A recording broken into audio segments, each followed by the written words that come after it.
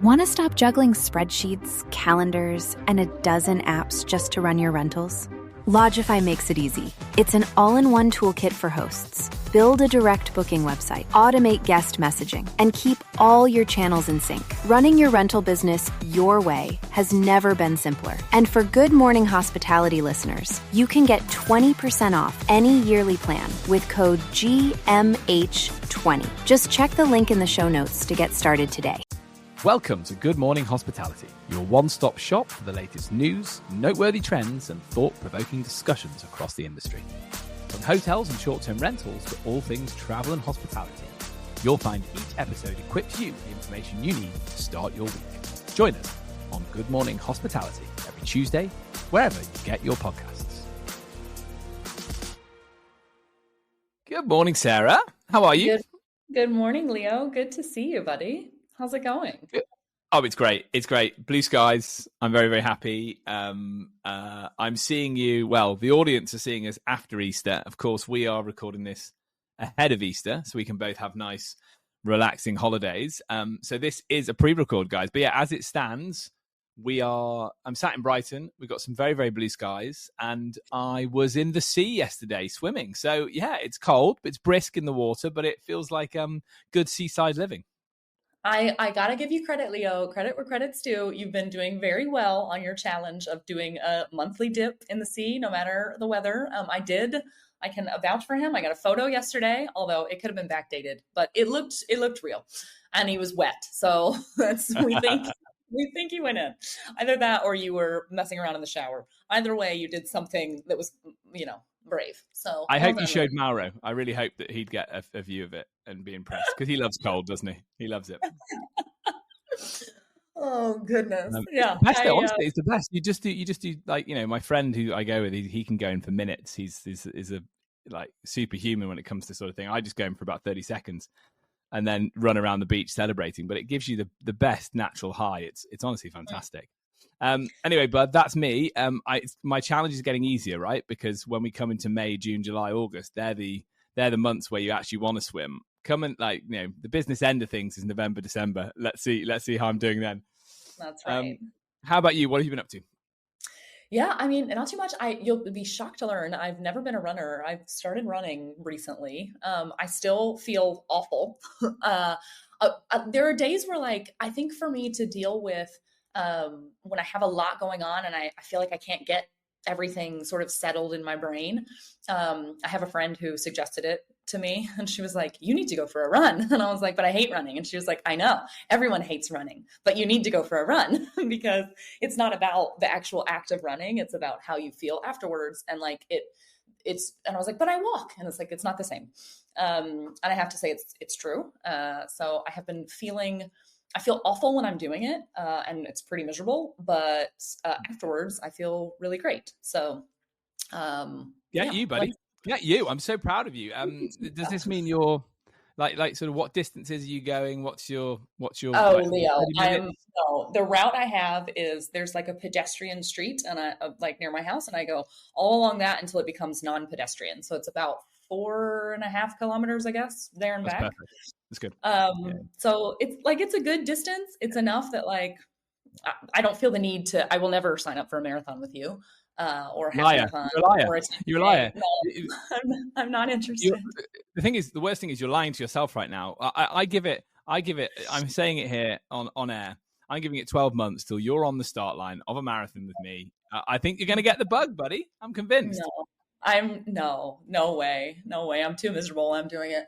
I can't imagine having to do that for 3 hours straight. Sounds awful. But I do feel great afterwards. So, yeah. It's more like 4 hours, by the way, just so you know. It's more like 4 hours. Oh gosh. No. Okay. Yeah. You're not selling it here. It's not going to happen. But that's been good. And I think, as I'll be traveling most of tomorrow, sat in the car, that will be great. Also, I found out last minute, so I'm going away with, there's 7 of us in total, but 2 are meeting us somewhere else. And I thought 3 were meeting us somewhere else of the 7. And it turns out, no, one of them who lives in Berlin decided his flight got canceled to where he's from. So from the other side of Spain, we were supposed to meet in the middle, and he's now coming to Barcelona. And so there will be 5 grown, not small adults in a car for 5.5 hours driving to our first destination. So it's going to be fun. At least the one who got on the flight is a relatively thin fellow. So we know who's got the middle seat.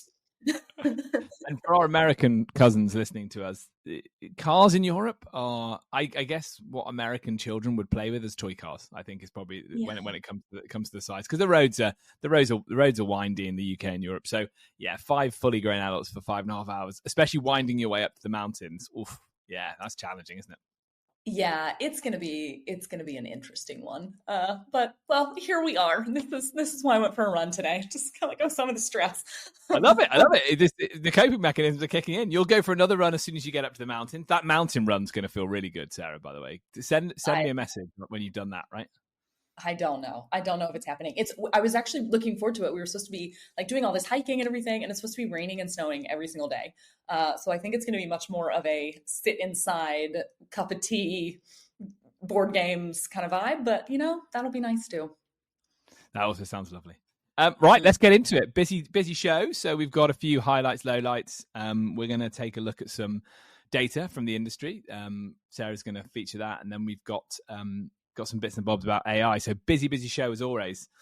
I'll start because I was geeking out over this and I sent it to you on our WhatsApp, and you loved teasing me about it. So guys, look, I'm going to be quick on this because I talk about it all the time, but there is, I would say, more than a strong possibility. I would say a really good chance that before the decade is out, we are going to see trains through the Channel Tunnel, so from London all the way to Italy, which just makes me incredibly happy because Jasmine and I often talk about this as users of that train for our summer holiday. At the moment, we find ourselves firmly just in France because the Eurostar have the monopoly over the line. Eurostar have the monopoly. So Italy's state railway company plans to invest $1 billion to launch a high-speed London to Paris service through the tunnel 2029.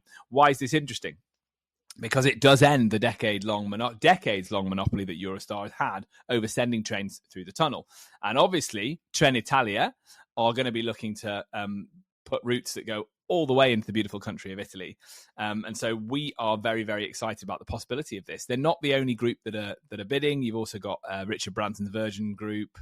They're looking to get a piece of the action too. So that democratization of the European to UK rail link might just help with price for consumers, variety, because at the moment it just really goes to Paris, Brussels. It's starting to go to Germany. It goes to Amsterdam, but not as regularly. Rotterdam, not as regularly. So if we can see more destinations popping up on the map and we can bring that cost down slightly, it's going to be really effective at getting Brits to change their view of how they get to the continent, because at the moment everybody flies. So yeah, watch this space. I'll say no more about it, but come on, tease me, buddy. I like the idea of the price being reduced, and that I think you're probably right. We had something similar in Spain where like Renfe had the monopoly on the trains. It's like the AVE, which is the high-speed train, goes from Barcelona to Madrid and from like all the way down to the south of Spain as well. And probably like 5 or 6 years ago, they opened it up. So basically they lost the monopoly. And it's been great. Now it used to cost like €200 round trip to get a high-speed train ticket between Barcelona and Madrid, and now it's like 36. So amazing. Pricing, I totally agree with you. The skepticism that I still have is the time. So like even like for me, it needs to be, and this is the biggest like factor that makes the train between Barcelona and Madrid so successful, is that once you add up the time you have to be in the airport to go through security and all this kind of stuff, and the fact that then you have to get into the city, the train is faster.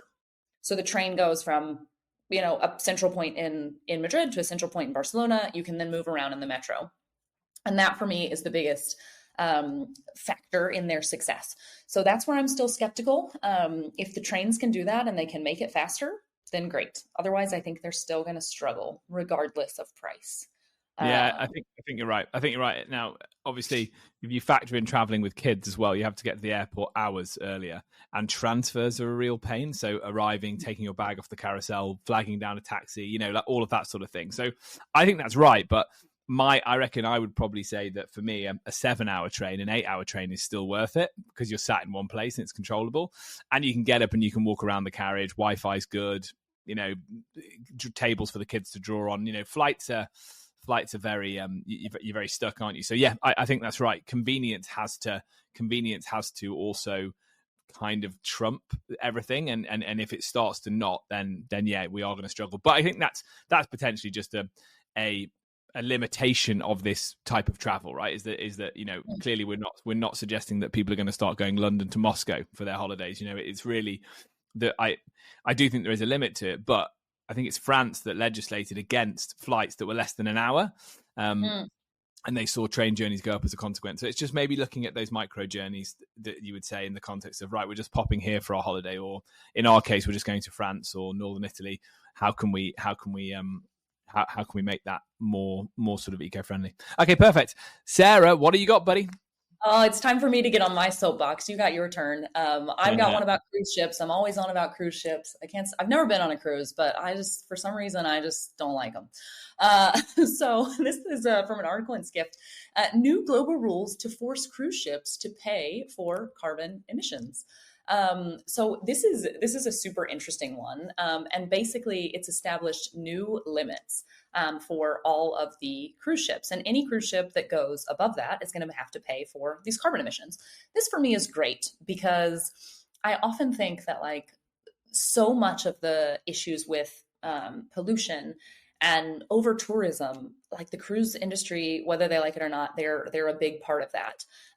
Particularly as we talk about of what for me is unsustainable over tourism, because they're staying on the cruise ship. They're not really spending because they have all their meals included on the cruise ship. It's for me, it's not tourism that is helpful. It's just creating massification. And I think it's something the cruise industry really needs to look at. Like where can they go that are less traveled destinations, but like the cruise, to Barcelona, Rome, all of these, like it's got to stop. So I think this is great, and hopefully it will deter some of them. I know there's a lot of, as well, some major cities in Europe that are starting to like either ban cruise ships or sending them to different ports that are farther away. So it makes it more complicated for somebody to come and have a 6-hour, journey around Barcelona, for example. So this was an interesting one for me. And then I also have a bit of what I would call a low light that I'd like to share. You love a low light, by the way. Can I just say, in the full year that we've been doing this together, so happy 1-year anniversary, my friend. In the full year we've been doing this together, I've never done a low light, and I think you're rocking out a low light at least every other month, aren't you?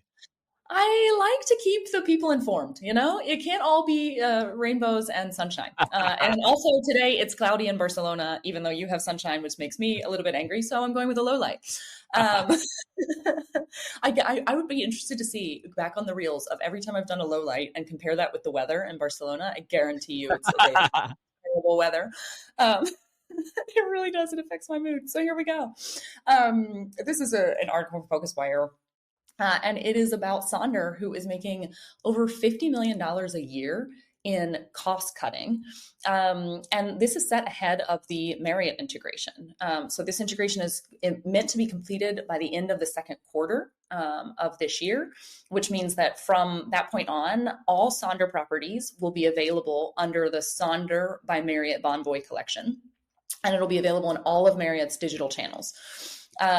So the integration, I think, is a really positive thing. The lack of cutting of spending, I think, is definitely just a nod to some of the financial struggles that Sonder has had. In fact, the Marriott International deal, as we'll remind the listeners, was for $15 million. And it's intended to address some of the financial losses and negative cash flow problems that Sonder has been facing over the last few years. And also on kind of not so great news, Sonder has been unable to file its quarterly earnings on time once again. And this isn't the first time that it has received a warning from the NASDAQ about not being in compliance. So I'm interested to see if this will turn it around. I really hope so for Sonder, but there's definitely some rocky times ahead.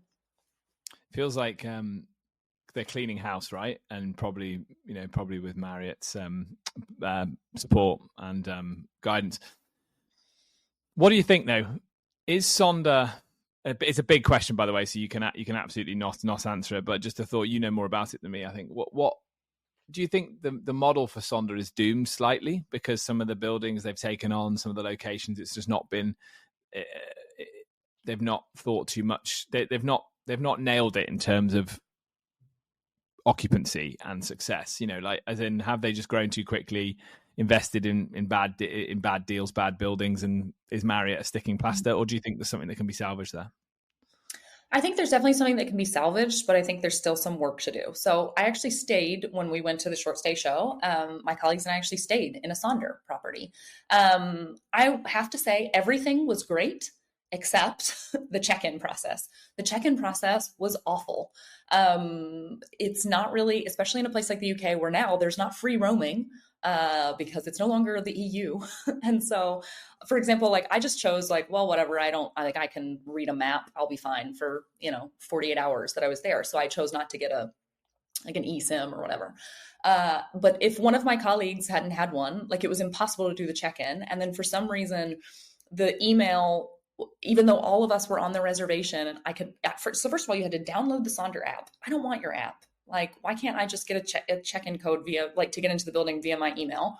I was already added onto the reservation, but for some reason, only one of my colleagues got everyone's room key numbers and nobody else could see theirs in the map, like in the app. It was just like the whole process was a bit disastrous. There was nowhere mentioned like, oh, you have to have your Bluetooth on or it's not going to open the door, like all of these things. It took us the first day, like probably a good 35 minutes to get into the property. So like right off the bat, not a great start. Once we were in the property, fabulous, right? Like the rooms were super clean, like everything looked nice. It was in an area where my room was right above a pub and they had the thoughtfulness to put a noisemaker in there, which was actually great. I was able to sleep. And so it was fine. So like once I got into the property, the experience was great. For me, it was the check-in that was an absolute nightmare. So, and I've stayed in Sonder properties before where like, I'm talking years ago, where like you would turn up and there was like no soap in the bathroom or no like toiletries or whatever the case may be. And that was frustrating. And this time there was everything. They had like really nice bath products, like amenities. Yeah. So they're stepping it up, but they still have a ways to go. And I think this is something that hopefully the professional arm and professionalism of Marriott is going to help them sort out. Because if they can get that sorted out, I do think that like the building was nice. The rooms were lovely. Like, I don't think that the investments they've made are unsalvageable. I think they just have missed it on some of the most important things, which are like, if you're going to have keyless entry, it has to work. Yep. The experience has to be standardized, right? So that when you take that Marriott Bonvoy loyalty point member to their first Sonder, it replicates the thought and care and attention that the Marriott hotel pays them, right? So and that has to be right. So we talk about the word I want to use here is consistency. I stayed in a fantastically well located Sonder in Miami Beach that had a reception desk. So you went into a reception desk, and we did get sent a code, but also we went to a reception desk and that also worked. But yeah, I felt the app. I felt the app wasn't great. And every Sonder I've been at, I agree with you about the toiletries and towels and things like that. It just feels a little bit cheap. And so, yeah, I think let's be optimistic. I think Marriott helping them working with Marriott will hopefully mean that they raise the standard on that. Because I think for me, if a short-term rental, well, is it a short-term rental or is it a service apartment? Okay, let's put that to one side. If a short-term rental doesn't have the personal touch, if it just feels very generic, which often places like Sonder can, if it feels generic, i.e. the photo, the art on the wall feels generic, it's just got a big screen TV and a big bed and it's a bit bare, it's already like cheapening the experience for me, and you have to try and cozy it up, and the way to cozy it up is things like towels, toiletries, going that extra mile around the noise-making device that you just mentioned. But again, I just want to we talk about that using technology to free yourself to be able to give a more handheld hospitality experience. And I wonder if at Sonder's scale that is possible, because they're so out of that day-to-day of giving that, it's a tech solution. Will they be able to do that? Will they be able to bring those touches that mean people feel warm and cozy and think to book direct with Sonder again, right? Yeah, I think the sensation I had, and to be clear, this property, like it was basically a hotel room. So there was no kitchen. It wasn't I wouldn't consider it a short-term rental at all. It was basically a building that they had converted into like a mini hotel almost, right? So it was just, I had my own room, and it was a room and a bathroom. It could have been any hotel anywhere else. except for the check-in experience. I think the risk for them, if they don't allow Marriott to kind of take the wheel a little bit on this and guide them, is that the level of experience and I don't know if to say like luxury, but the level that Marriott Bonvoy customers expect is higher than what was received. And for me, it was a massive step up from previous Sonders I'd stayed in. And so I think that's the risk that they have is, are they going to become the lower, how do I say this in a nice way? Are they going to become sort of the budget version of Marriott Bonvoy?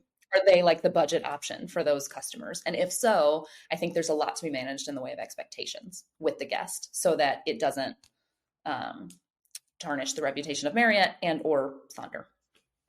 Yeah, okay. Look, let's keep an eye on it. That's a highlight, low light that's turned into quite an interesting discussion around it. We will definitely keep an eye on it.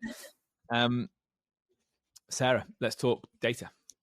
Let's talk data. Okay, guys. So as we mentioned, we are recording this, so we don't have obviously post-Easter data. That will come pretty soon, but let's take a look at what was happening already in terms of like future bookings. So Easter week bookings are up 67% compared to 2 weeks prior. And that outpaces last year's Easter bookings by 24%. So it seems like for sure one of the biggest trends is the warmer weather. So Easter obviously is several weeks later rather than being in late March like it was last year. And so this is definitely helping, and travelers are looking for warmer destinations. It seems everyone except me, who is going to the Pyrenees where it's going to be snowing, but most people are opting for warmer destinations. So that means that Easter bookings in places like Italy and Greece are seeing exceptional performance. And then also some interesting call outs with some popular city destinations. So all of the following locations we're sitting as of early March, so as of the end of the first week of March, sitting at above a 60% occupancy rate already for the Easter holiday. So Amsterdam is at 72%, and then you have Seville at 63, Florence at 62, Lisbon at 60, and Paris at 60 as well. And the ADRs are looking good for these areas. So Amsterdam 263, Seville 209, Florence 214, Paris at 253, and Lisbon trailing a little bit behind, but still a good ADR for Lisbon market overall, which is 156. So these for me were interesting ones. Not all of them necessarily are warm. I guess like Lisbon, Seville, Florence, maybe, but Paris and Amsterdam, I don't think of them as like a warm destination. So interesting for the city component. And then also the Jubilee year is continuing to make Italy a popular destination, in particular over Easter. So in Italy, the demand in 2025 is still remaining quite strong, even for the 4 weeks after Easter. So the bookings peak at Easter week is at a 33% premium over the 2 weeks prior to Easter, and at a 14% premium compared to 2024. So the Jubilee is still kicking and it's influencing bookings in Italy. And then I guess let's end on a lighter note for those travelers who are looking for a deal for Easter. Let's talk about some locations that maybe there's still a deal to be had, both as it relates to occupancy and ADR. So they're seeing lower occupancy and ADR compared to the weeks surrounding the Easter holiday, which would be Munich and Cologne in Germany. So if anybody has ever wanted to go to Munich or Cologne, now might be your time to get a more affordable holiday, at least as it relates to accommodation over the Easter holidays. So it's the old pattern of people going for a bit of heat during the Easter break, which feels quite normal. We also have a year where there's no major sporting event happening right in the middle. We had a couple going on last year, didn't we? One being in Paris in particular. I imagine we're seeing Paris booking behavior normalizing. Good for that market, as obviously I think some stayed away through the year and it maybe affected it. The Jubilee in Italy I find fascinating as well, right? Because it's an event that it's probably each town and city is doing something to hitch their wagon to it, and it's a series of events going on over a year, not just around a 2-week period. So I think we might find when we look at the next lot of data that comes in a couple of weeks' time, that the trend again is good for Italy, and it shows you that if you are from a particular country town, you should be doing whatever you can to talk about annual events. And for some reason, years being key years why everybody needs to come and visit. UK Tourist Board, please take note. I think it's phenomenally interesting. I think it's a phenomenally interesting trend. In terms of you mentioned the bookings are up 24% on last year. Is that right? Already? Mm-hmm. Any idea what's driving that? We've obviously got slightly lower inflation, maybe a stronger economic outlook in Europe. Do we think that's affecting buyer behavior?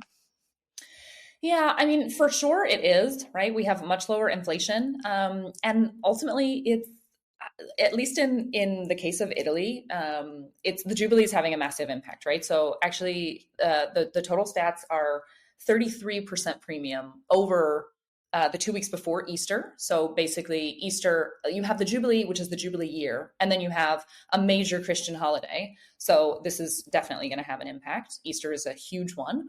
And then compared to 2024, it was a 14% premium in bookings. So definitely there is movement there that is for sure related to the Jubilee year.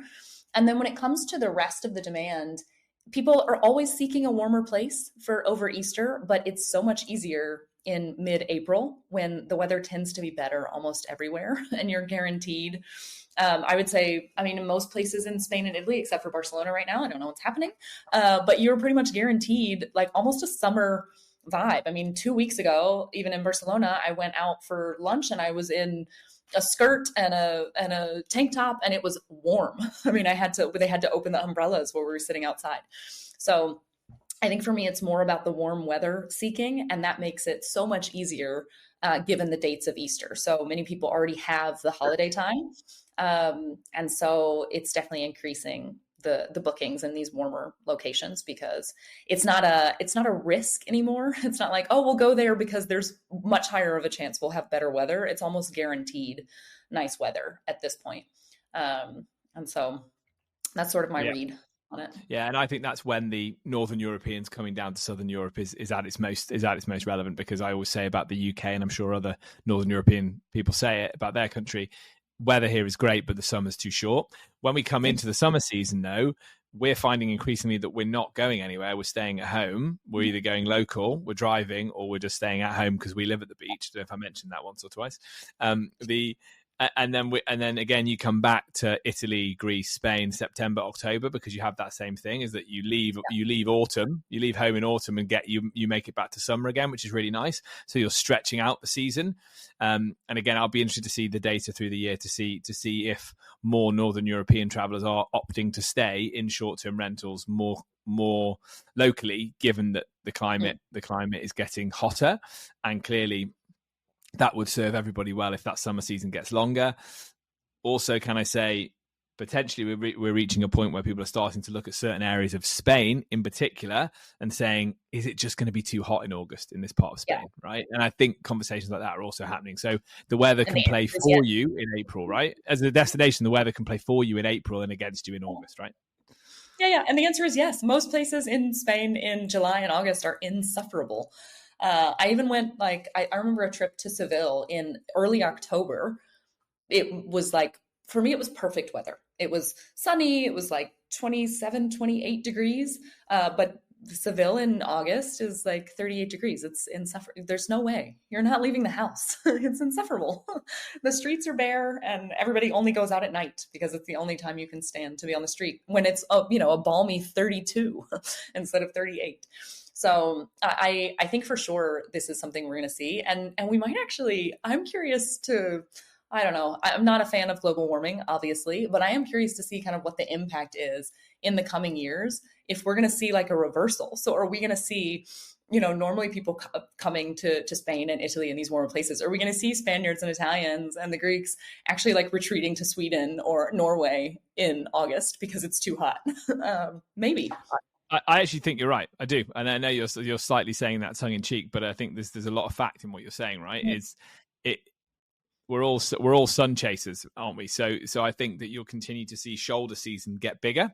If you're having these really nice days in lots of parts of Europe in February, Northern Europeans are going to take advantage of that, and that's going to be the place to go. The Canary Islands is a great example, that's pretty much perpetual summer, or perpetual spring, late spring is how it feels.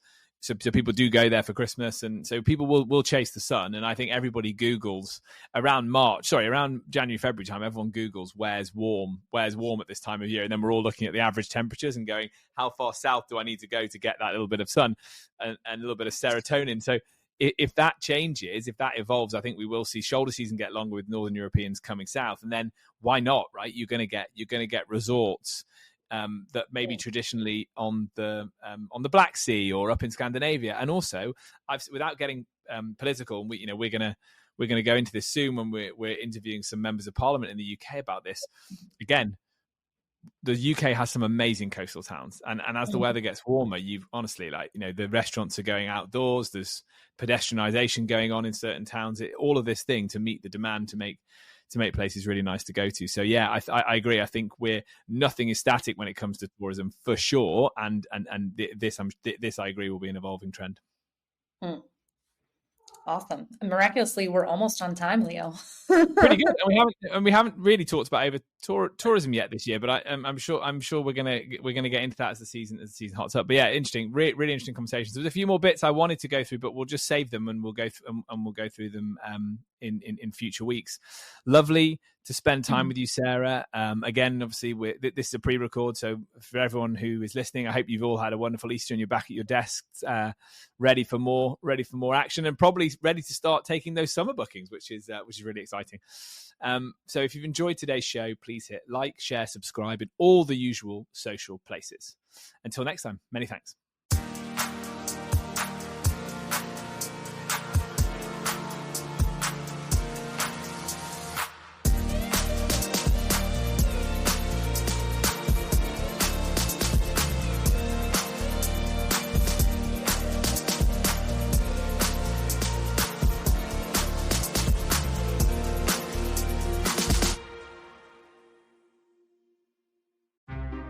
Want to stop juggling spreadsheets, calendars, and a dozen apps just to run your rentals? Logify makes it easy. It's an all-in-one toolkit for hosts. Build a direct booking website, automate guest messaging, and keep all your channels in sync. Running your rental business your way has never been simpler. And for Good Morning Hospitality listeners, you can get 20% off any yearly plan with code GMH20. Just check the link in the show notes to get started today.